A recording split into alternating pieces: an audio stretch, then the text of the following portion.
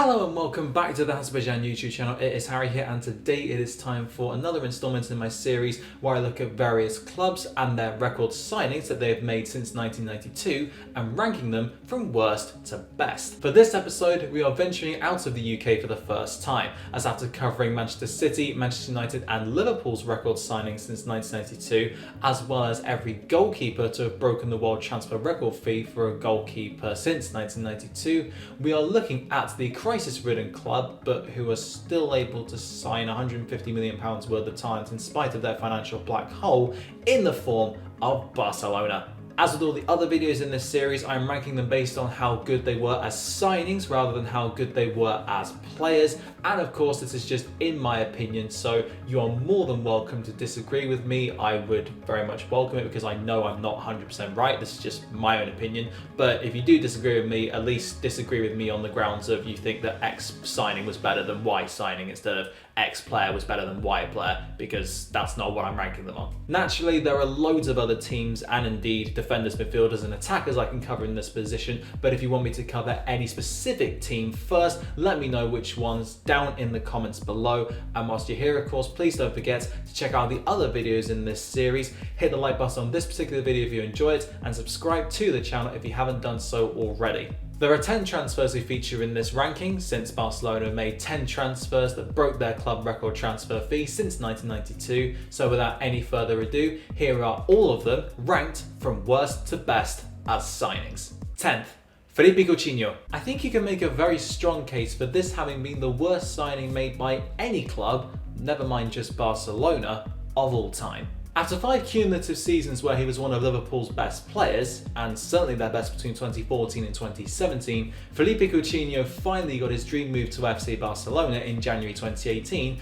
for a fee of £105 million, with the potential to rise to £142 million if all the add-ons included in the deal were triggered. However, it was clear from the off that Barcelona didn't exactly know how they were going to use him, as he had been touted as the successor to both Neymar and Andres Iniesta, two completely different players. A silky and stylish playmaker with a cannon of a right foot from range, Coutinho is at his best when given a free attacking role, but he was frequently played on the left wing and subsequently struggled to make as big an impression as he had at Anfield. He boldly stated that he had joined Barcelona to win the Champions League, only to see them spectacularly eliminated by his former employers no less at the semi-final stage in 2018-19, who then went on to win the whole thing. Eventually, after a somewhat promising start, his performances tailed off dramatically and he became an easy scapegoat for Barcelona fans whenever their team put in a bad performance or lost a game. He was then loaned out to Bayern Munich, where his best display probably came in that infamous 8-2 demolition job of his actual employers, and upon winning the Champions League with the Bavarians, a clause was apparently triggered in Coutinho's contract which said that Barcelona had to pay Liverpool £5 million. He never regained a starting berth upon his return to the Camp Nou and was loaned out to Aston Villa in January 2022, a move which was made permanent for £18 million in the summer just gone, representing a potential £124 million loss on Barca's part. A shoo-in for last place. 9th, Zlatan Ibrahimovic. Zlatan Ibrahimovic's 2009 transfer from Inter Milan didn't just overtake Barcelona's previous transfer record, which had been set the previous summer, it more than doubled it. The Swede was 28 when he arrived in Catalonia, forming a part of a mega swap deal with Samuel Eto'o, which saw the Cameroonian head to the San Siro along with £59 million in cash. Ibra hit the ground running, netting 11 goals in his first 12 league games, including the winner in El Clasico. However, he gradually began to fall out of favour with Pep Guardiola, who preferred playing Lionel Messi through the middle as a false 9, and although his 2009-10 tally of 22 goals and 13 assists was highly impressive, he was undoubtedly overshadowed by the Argentine, which, for a man of his ego, Carter felt good. Ibra then fell out with Guardiola on personal terms too, going on to famously say that the Spaniard had bought a Ferrari but driven it like a Fiat. He departed for AC Milan in 2010, originally on loan but then permanently the following year for around £20 million, representing an incredible loss on Barca's part, which is potentially incalculable given the involvement of Eto'o in the original deal, but may well have been in excess of £70 million once Eto'o's valuation is taken into account. Ultimately, he never looked like a player who could fit into Barcelona's style of play, in spite of his great form for them, and that, combined with the disastrous finances involved in the deal, means he comes in ninth. 8th, Marc Overmars. The final transfer in this video where I think you can say with a degree of certainty that it didn't go quite as planned. Marc Overmars linked up with Barcelona in the summer of 2000 for £25 million, signed alongside Emmanuel Petit in a double signing from Arsenal. A speedy and agile winger who had been a key part of a phenomenal Ajax side during the early to mid 1990s and had showcased some stellar form whilst in North London, Overmars announced the move to Barca on his own personal website, a rarity for the time, which helped expand Barcelona's growth in the new digital age, as well as his own profile too. However, across 4 years, he struggled to recapture the form that he had produced at his previous two clubs, as Barca fell from finishing second in La Liga the season before he arrived to 6th in 2003, their worst league finish for 15 years. Of course, Overmars is not solely to blame for that dip, but he didn't really perform on a consistent basis whilst in Catalonia, never reaching double figures for goals or assists in a single season whilst there. What's more, he started to suffer from persistent knee injuries that hampered his pace and made him less of a threat than he had been before, and in 2003-04 he started just 5 league games. At the end of that campaign, he announced his retirement at the age of just 31, citing those niggling injuries and the damage that they had done to him as a player as the reason behind his decision. Overall, he failed to impress or live up to that enormous transfer fee, and whilst Barcelona didn't pay him any compensation after his retirement, they couldn't make any kind of profit on him, or even any money back on him for that matter, so therefore, he takes up a spot in 8th. 7th, Ousmane Dembele. This is an extremely difficult transfer to accurately assess, simply because of the injury problems that Ousmane Dembele has had to put up with ever since he moved to Catalonia in 2017 for £96.8 million up front, and with the potential to rise to as much as £135.5 million.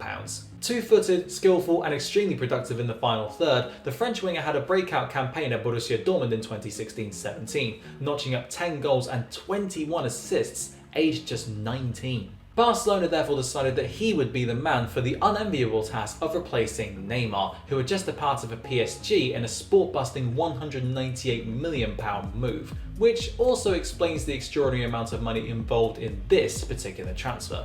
Over the course of the last 5 years, Dembele has sparkled at times, most notably upon Xavi's appointment as manager in November 2021, as he created 11 league goals in his final 13 games, eventually leading to him agreeing to sign a new deal this summer to remain at the club. However, he has had 3 major injuries that have ruled him out for over 3 months on each count, including sitting out almost the entirety of the 2019-20 campaign, as well as multiple other minor setbacks. Without them, he would probably be a lot higher in this list and touted as one of the best wingers in the world, but as it is, he ultimately hasn't been able, albeit through no fault of his own, to live up to his insane price tag quite yet. One of the few transfers the club have made over the last few years where they didn't get it wrong, but circumstances have meant that it hasn't turned out quite as well as it should have. I think a spot in 7th is right for Dembele for now, but aged just 25, there is still plenty of time for him to turn things around. 6th, Neymar. This is a controversial placement, and I'm very much aware of that, as on the face of it, Neymar's £48 million transfer in 2013 from Santos, but actually £92 million once the extra fees to Neymar's family were taken into account, was an extraordinary success, given how well he did at Barcelona and the astronomical fee they received for him in 2017. However, when you factor in the ramifications of Neymar's departure and how much it destroyed Barcelona's reputation, finances and global standing, albeit once again through no fault of the Brazilian superstar, I actually think it turned out to be a much worse transfer than it seems on the surface. Of course, he formed a part of that legendary MSN trident alongside Messi and Luis Suárez, and he produced some of his best football whilst in Catalonia. He scored 105 goals in 186 games for the club, producing a number of spellbinding wing displays with his pace, trickery and clinical eye for goal, and he helped them win 2 league titles, 3 Copa del Reys and the Champions League in 2015, as part of an historic trouble. Eventually, he grew tired of living in Messi's shadow and wanted to leave to take as much individual acclaim as he could, and when PSG triggered his £198 million release clause, he signed up for the Qatari project. Although this represented a £106 million profit for the club, at the absolute minimum, to say that it has been splattered up the wall and failed to stick would be a bit of an understatement. The club has spent hundreds of millions of pounds on transfers that haven't gone well at all in desperate attempts to replace him, including the aforementioned Coutinho and Antoine Griezmann, and are now in a well-documented financial black hole, in spite of recently posting profits of £85 million. His departure made them a laughingstock, destroyed their reputation of being more than a club, and have led them to fall away from the pinnacle of the European game. Therefore, this is more a ranking based on the actions of the club's hierarchy rather than the player himself, and when judged on his time at the club and the transfer itself, it would probably be in the top 3. With everything else taken into account though, he comes in 6th.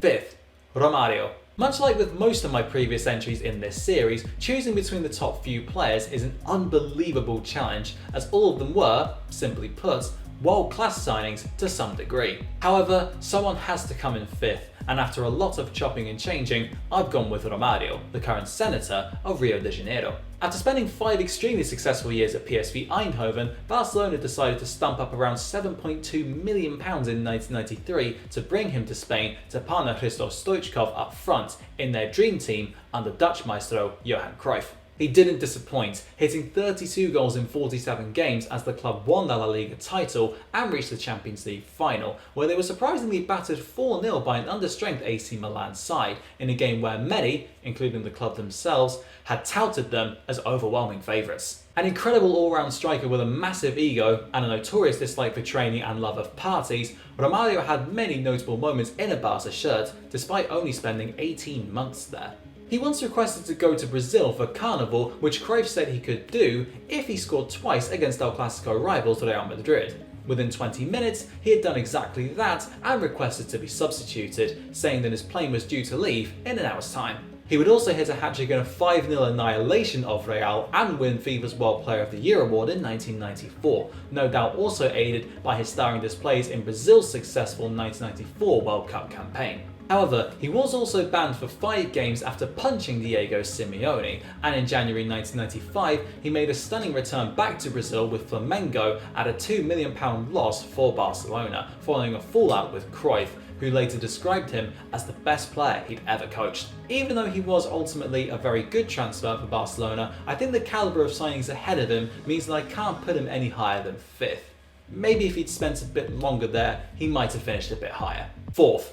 Ronaldo. It's an interesting quirk that 3 of Barcelona's club record signings that they have made since 1992 spent fewer than 18 months at the Camp Nou, and Ronaldo is the last of those 3 to feature, and undoubtedly the best of them. Signed from PSV, much like Romario, for around £13 million in 1996 at the age of just 19, following 54 goals in 57 games across 2 seasons for the Dutch Giants, he not only broke the club record transfer fee, but also became the most expensive player for any club of all time, albeit that record was broken a couple months later when Alan Shearer transferred to Newcastle United. Quite frankly, R9 had it all. He was lightning quick, agile, brilliant on the ball, and capable of scoring any type of goal. For the 1996-97 season, he was at his spellbinding best, as manager Bobby Robson essentially told him, just go out there and do your thing. That's exactly what El Fenomeno did, and by the end of the year, he had struck 47 goals in 49 games in all competitions,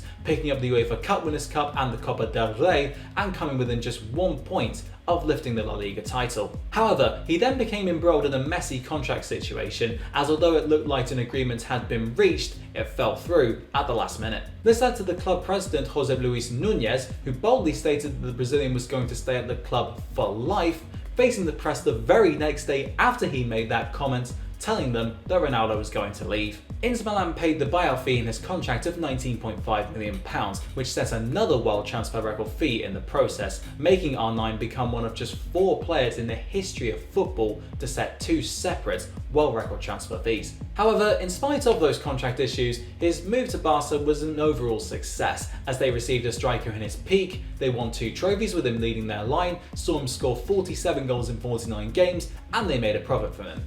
He has to come in 4th. Third, Dani Alves. Kicking off the podium places is Dani Alves, the only person in this video whom I didn't actually realise was a Barcelona club record signing, which clearly shows how little I truly know about football. Emerging as a speedy, attack-minded right-back at Sevilla, where he won 2 UEFA Cups, Alves became one of Pep Guardiola's first ever signings as Barcelona boss for between 23 and £30 million. Under the Spaniard, he became one of the club's most integral players during their most successful era to date, always looking to go on the attack and provide width and creativity.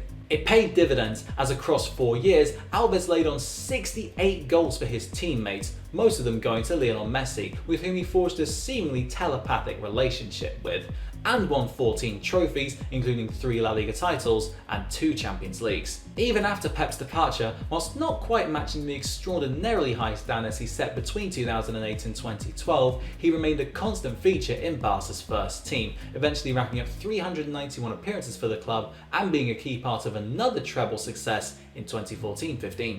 He departed in 2016 on a free transfer to Juventus, and last season he came back to the Camp Nou at the age of 38 to make 17 more appearances for the club. That spell is, of course, irrelevant for the purposes of this particular ranking, but when you consider what he brought to the club during his first 8 years in Barcelona, the immense success he enjoyed, and the understanding he forged with so many of Barcelona's other important players to create an unstoppable juggernaut in the world game for 8 years, I think this signing is worthy enough for a spot in third. Second, Luis Suárez. Now, Luis Suárez actually cost Barcelona around £75 million, which is £17 million fewer than the eventual transfer fee that they ended up paying to sign Neymar the previous year. But since the official records put the Uruguayan down as Barcelona's record transfer between Neymar and Ousmane Dembele, I've decided to feature him in this ranking. As such, he can't really go anywhere else but second, given how much of a Barcelona legend he came to be. Fresh off the back of a phenomenal season at Liverpool, but also serving a 4-month ban from football after biting Giorgio Chiellini at the 2014 World Cup, Suarez arrived in Catalonia to much fanfare and with a lot of expectations placed on his shoulders. Just about the complete centre forward at that time, blessed with pace, tenacity, strength and a deadly eye for goal, Suarez reached another level at the Camp Nou, forming 1/3 of that aforementioned MSN trident and winning a treble in his debut campaign, in which he scored 25 goals and created 23 more. The following season was arguably the best of his entire career, with 59 goals and 23 assists in all competitions, even beating Messi to be Barcelona's top scorer that year. By the time he departed in 2020, he had 4 La Liga, 1 Champions League and 4 Copa del Rey winners' medals in his back pocket, and become the club's joint second all-time top goal scorer with 198 strikes to his name. The only blot on Suarez's stint in Catalonia was his acrimonious departure, with incoming manager Ronald Koeman apparently holding a simple 2-minute phone call with the striker, telling him that it wasn't part of his plans. Even the normally reserved Messi spoke out against the way that Suarez was discarded by the club, essentially saying that he wasn't surprised by how they treated him at all, and he moved to Atletico Madrid on a free, whom he helped win the 2020-21 La Liga title.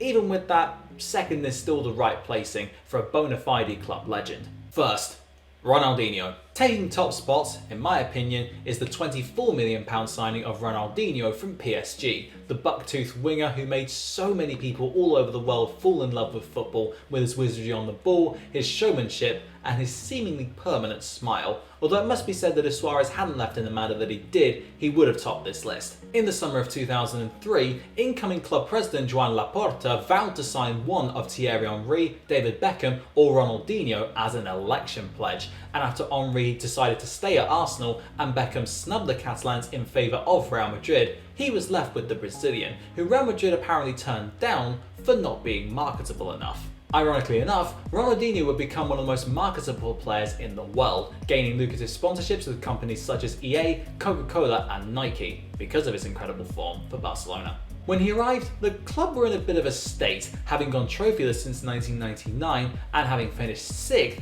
in 2002-03. However, he became the figurehead of the Barca revolution under Frank Rijkaard, and over the next 3 years, he was one of the 3 best players in the world, returning them right back to the very top of both the Spanish and European games. 59 goals and 51 assists across those 3 years tell only half the story, as his spellbinding displays caught the attention of millions worldwide and helped the club win 2 La Liga titles and the Champions League in 2006, culminating in him rightly winning the Ballon d'Or in 2005 and the FIFA Pro Player of the Year in 2005 and 2006. In 2006-07, he had his most productive league season in front of goal with 21 strikes, but his hedonistic tendencies started to catch up with him, and his performances started to wane as he became more interested in partying and the nightlife. In 2008, after a subpar campaign, Guardiola decided to sell the Brazilian to AC Milan for around £19 million, representing a small loss on their original investment. However, he was the man who brought sheer joy to a football pitch whenever he played, helped Barcelona return to the very top, where they would remain for the best part of 15 years, and was a perfect mentor to Messi. I mean, if you're receiving a standing ovation at the Bernabeu, as Ronaldinho did in 2005, then you're clearly doing something right, and I can't really put him anywhere else but first. And that just about wraps up today's video, looking at how I would rank every one of the 10 club record signings that Barcelona have made since 1992. If you disagree with any of my selections, or indeed agree with them, either way is absolutely fine. Let me know which ones you agree on and which ones you would change down in the comments below. And if you enjoyed this video, why not check out the other videos that I've done this series? I might make a playlist of them, and if I have done, I will make sure to stick a link up to the playlist at the end screen of this video. It'll probably be about here somewhere. But if you did enjoy this particular video, don't forget, hit the like button, subscribe to the channel if you haven't done so already, ring the notification bell to be notified whenever I upload a video straight away, and you can also follow me on Twitter at Hazzabhajan. Thank you very much for watching, and until next time, I'll see you then.